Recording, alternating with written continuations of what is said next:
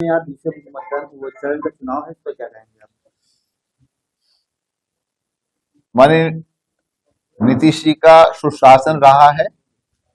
बिहार की जनता ने कर्पूरी ठाकुर के सुशासन के बाद लालू प्रसाद के जंगल राज्य को देखा और नीतीश जी के सुशासन को देखा, तो बिहार की जनता स्वप्न में भी नहीं चाहेगी कि जंगल राज्य दोबारा लौट करके आए।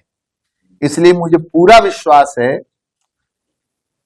कि एनडीए के पक्ष में भारी मतदान होगा और परिणाम जब निकल करके आएगा तो भारी बहुमत से एनडीए वहां सरकार बनाएगी, नीतीश जी पुनः मुख्यमंत्री बनेंगे। महाराज जी, मुख्यमंत्री शिक्षण संस्थान में आदेश दिया कि डेली कराएंगे, जबकि अखिलेश यादव इसका विरोध करते। वंदे मातरम एक ऐसा महामंत्र है जो इस देश को एकता के सूत्र में बांधता है। इससे बड़ा मैं वेद के किसी मंत्र को नहीं मानता।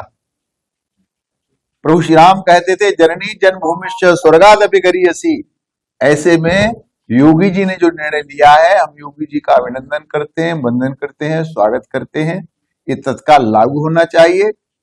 जहां तक अखिलेश जी का प्रश्न है, तो अखिलेश जी और उनके पिता श्री धरती पुत्र मुलायम सिंह जी किस मानसिकता के हैं, उन्हें भारत से और हिंदू से सरोकार कतई नहीं है।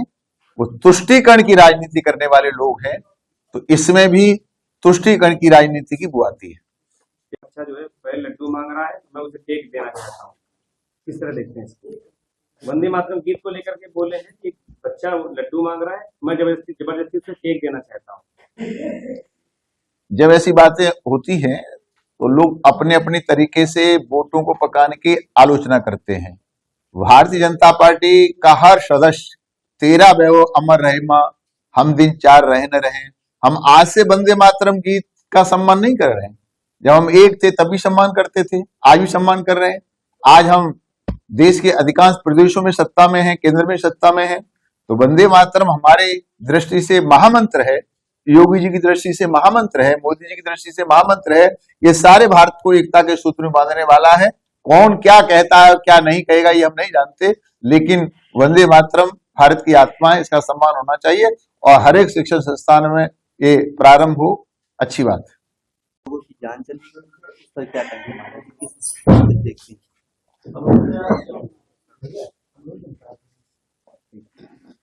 जिन राक्षसी प्रवृत्ति के लोगों ने ये दुष्कृत्य किया है, निंदा करता हूं। जो शहीद हो गए इस घटना में,